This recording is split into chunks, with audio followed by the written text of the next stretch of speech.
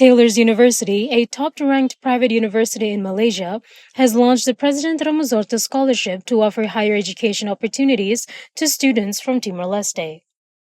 The program will support Timorese students pursuing undergraduate and postgraduate degrees with specific eligibility criteria to be announced soon.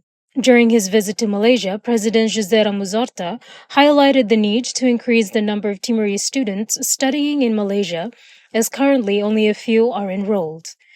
He has already discussed this with the Timor-Leste government. Taylor's University awarded President Ramos Horta an honorary doctorate and appointed him as an honorary professor. He clarified that while he won't be teaching regularly, he will occasionally give lectures when possible. The scholarship includes not only academic support but also English language training, cultural orientation, study visits during holidays, and professional preparation to ensure that Timor-Leste students meet the standards needed for successful integration into regional education systems. This initiative represents a significant step in Timor-Leste's deeper integration into ASEAN and follows successful models used by other students in the region.